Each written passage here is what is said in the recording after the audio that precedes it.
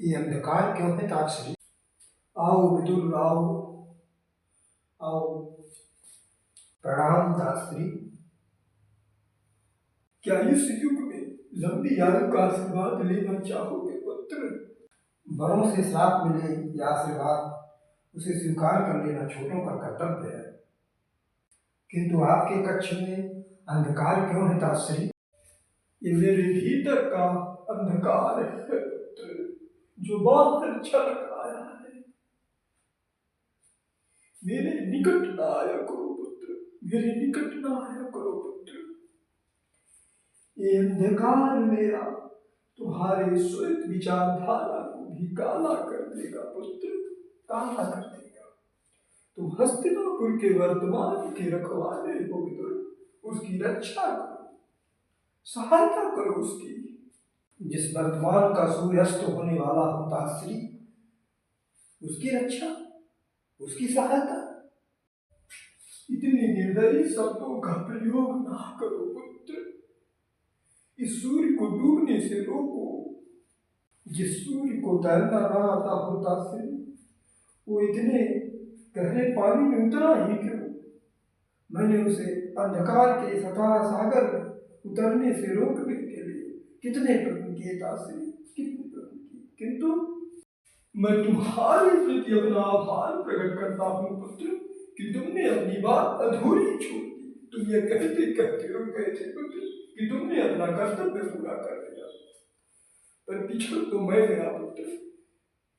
कभी कभी व्यक्ति अपनी व्यवस्था को अपना कर्तव्य समझने लगता है।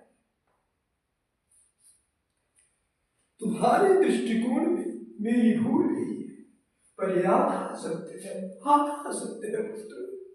पूरा सत्य तो यह है कि उस द्रुत क्रीड़ा में मैं भी दांव पर दांव लगाए जा रहा था पुत्र। मेरी अभिलाषा यही थी कि कदाचित युधिष्ठिर अगला दांव जीत ही ले, और मैं जानता था कि शकुनी धूर्त है। यदि युधिष्ठिर वो दांव जीत लेता पुत्र, तो हस्तिनापुर के सर से शकुनी का साप सदा सदा के लिए हट जाता, सदा सदा के लिए हट जाता पुत्र। भरतवंश आज लहू की जिस सागर के गर्भ में खड़ा है, वो सागर बहुत गहरा है, अथाह है।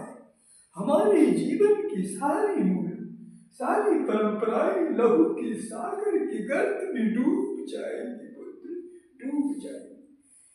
तुम भी इसी परंपरा का एक अंश हो। इसे बचाने का प्रयत्न करो पुत्र, इसे बचाने का प्रयत्न करो।